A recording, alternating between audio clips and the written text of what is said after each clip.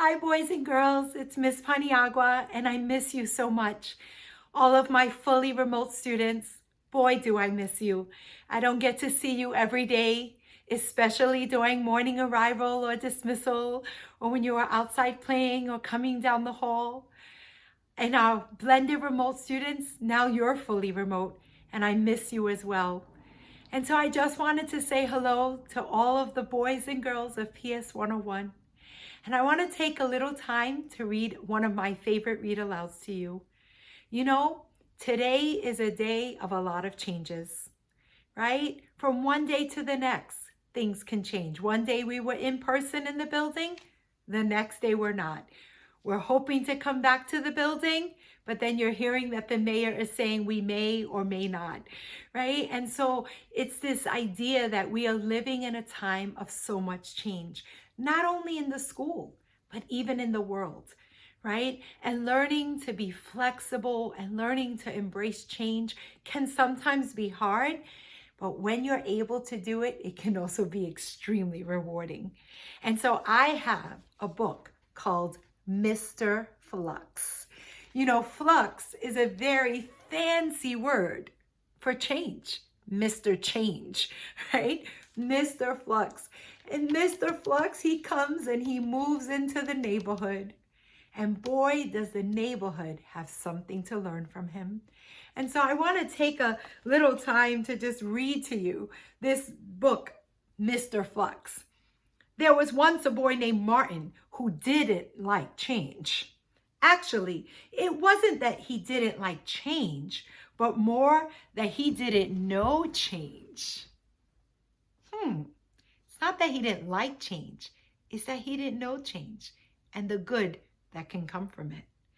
Martin lived with his family in a nice but very predictable town. Then came the day that a man named Mr. Flux arrived out of nowhere in a noisy old van. Mr. Flux just didn't know change. He actually loved it. Someone that actually loved change. If you're a person that actually loves change, would you tap your nose? The reason I have you tap your nose is that sounds silly. And people who love change, I don't know, are they silly or are they onto something? As soon as change spilled out of Mr. Flux's yard into the street, right out in front of Martin on his bicycle, it just couldn't be avoided. But would Martin and his neighbors come to accept it? An unlikely friendship. Mr. Flux, he paints a picture of joy that can be found in change all around us. Oh my goodness, Mr. Flux. Look at Mr. Flux. He not only knows change, but he loves it. Wow, when I look at this picture, I see all the houses. They all look alike. Do you see those houses?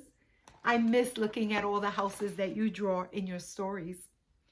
There was once a boy named Martin who didn't like change. Actually, it wasn't that he didn't like change, but more that he just didn't know change. He lived with his family in a square house set in the middle of an unchanging street with a fixed number of trees and dogs and cats and cars. It was very nice, but it was also very predictable. I don't know, some of us like very predictable. I can be a person that likes things to be very predictable. That was until a man named Mr. Flux arrived one afternoon out of nowhere in his noisy van. Mr. Flux, he didn't just know change, he loved change. He walked around wearing a bowler hat. Check out his hat. I love that. And he called himself an artist, even though he didn't make drawings or paintings or sculptures or anything remotely like art. So why does he call himself an artist? Wow. While others were busy making sure everything stayed the same, Mr. Flux, he enjoyed mixing things up. Do you see Mr. Flux? He is not standing up straight like everyone else. He's upside down and sideways. He is enjoying mixing things up. That crazy artist, said Martin's dad. What could he possibly be thinking? Said his mother. So they were all looking out of the window and like checking out Mr. Flux, and they're thinking, are you kidding me? What is wrong with this guy who loves change? And so it went, with each day seeming to pass like every other day, until one morning when Martin's the little boy, was riding home on his old red bicycle.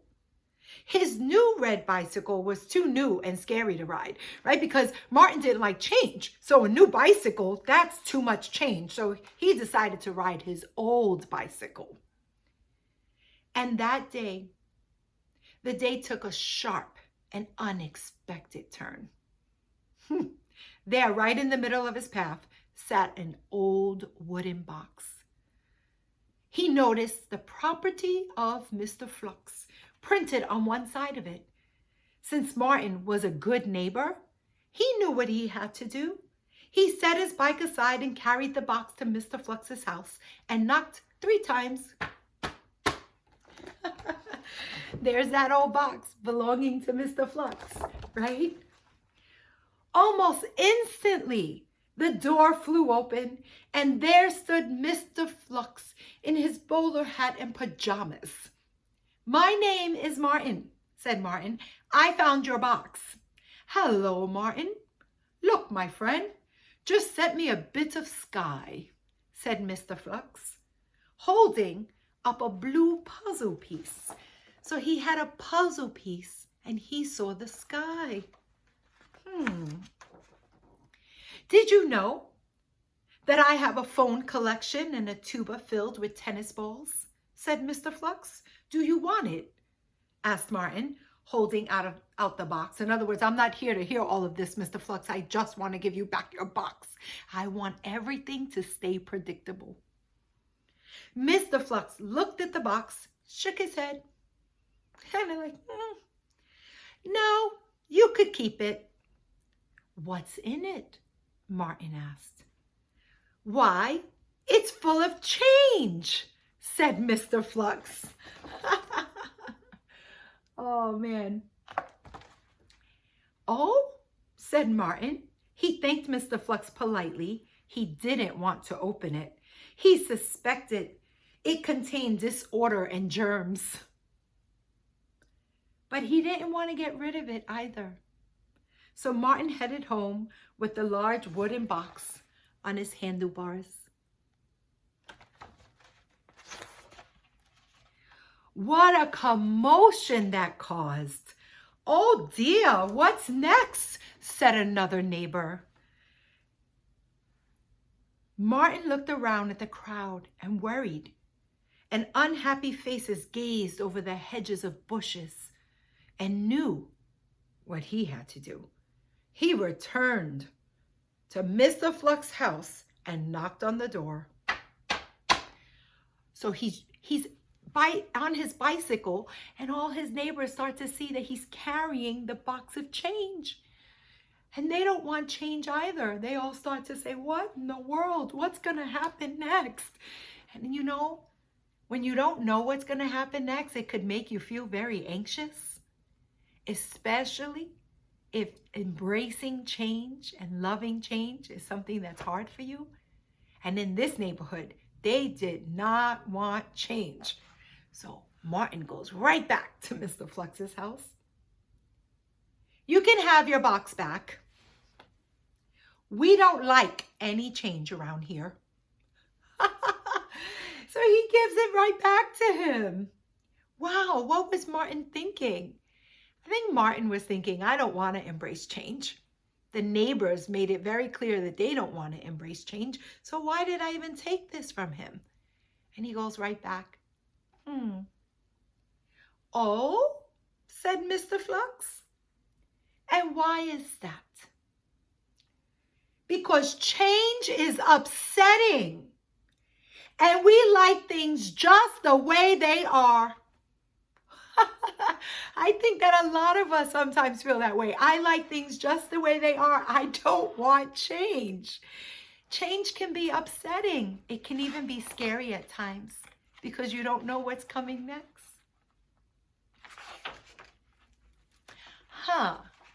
I see. Martin, everything changes. Look around you. A dewdrop, a bubble, a cloud. What actually stays the same? I'm not talking about tinsy-winsy changes. Right. Well, said Mr. Flux, taking the wooden box from Martin, can I offer you a jelly donut instead? Or perhaps a ride in my plane? Or perhaps we spin toy rabbits on my record player? By the time Martin returned home, he had tried 6 new things. So Mr. Flux is trying to get Martin to realize that when you embrace change, you try new things. And sometimes you actually like those new things. You know, it reminds me of my granddaughter. She likes to eat the same thing every day. Chicken, chicken, and more chicken. And sometimes we have to tell her, Emma, if you don't try something new, how do you know if you're going to like something new? And so sometimes even my granddaughter needs to experience and welcome change in her life. The next morning, Martin put on a shirt he had never worn before. At breakfast, he skipped the crazy crackles and he ate toast instead. When Martin's mother saw him, she had an idea. She thought I'd do the same. Martin decided that little changes were okay, but not big changes. Not like riding his new bicycle. I will only embrace little changes. I wonder, was Martin afraid of what would happen? Was Martin just secure in doing things the way he always did them? I wonder why he's so afraid of change. Over the next few days, he visited Mr. Flux often. Sometimes Mr. Flux would talk about his ideas. I love this. You can make change, or it can make you. Change keeps us on our toes. Change is what makes us look more closely. What doesn't change are the arms that you hug with. Those always stay the same. I love these quotes. I really do, boys and girls. Change can make you. Wow. Change keeps you on your toes. It keeps you always thinking of new ideas and new ways to do things. It makes you look at things a little closer. I actually love those quotes. But the one I love the most is that what doesn't change are the arms that you hug with. I think Mr. Flux is really teaching Martin some beautiful life lessons here. Sometimes Martin would try to teach Mr. Flux how to make art the right way.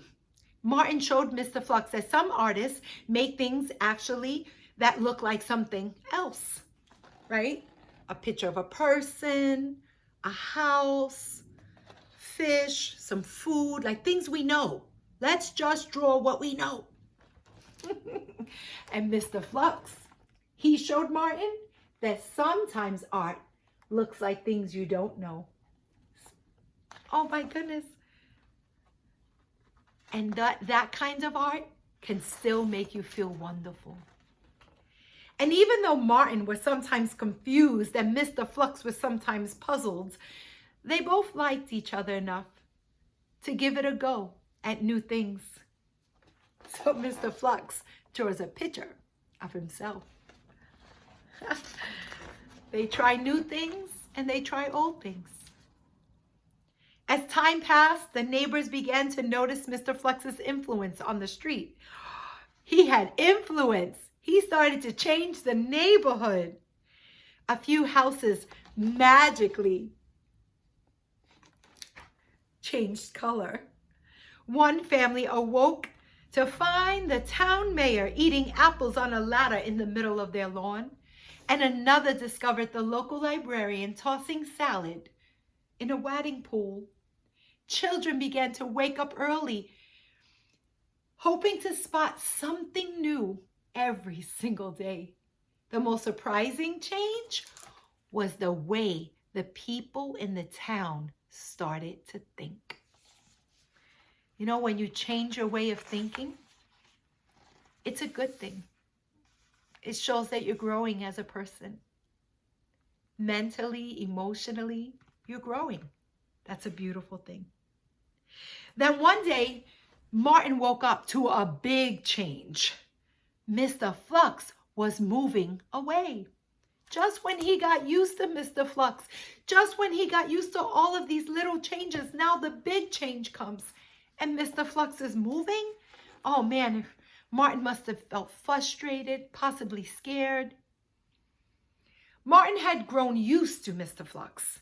What if he left and nothing ever changed again? Now Martin's worried that things are not going to change. Oh my goodness. The day Mr. Flux had to leave, his van broke down. Martin was secretly happy. But then he saw Mr. Flux's sad face and he knew that Mr. Flux had places to go. So while Mr. Flux tried to fix his van, Martin snuck off to fetch his beloved old red bicycle. Martin has an idea. He's not going to stop change. He's going to embrace it. Wow. It was a bit small for Mr. Flux. But after a few adjustments, he was on his way. Martin embraces change. If he gave Mr. Flux his old bicycle, I think he started riding that new one. Just before he left, he gave Martin the wooden box. This time, Martin brought it home, where he finally opened it. Pesos and yens, francs and liras. There was change from all over the world. Oh, actual change, like quarters and nickels and dimes and different kind of change from all of these different countries. Martin read the note taped to the box and he smiled.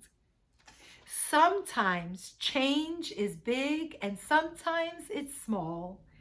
Sometimes it's just change. And that's fine too.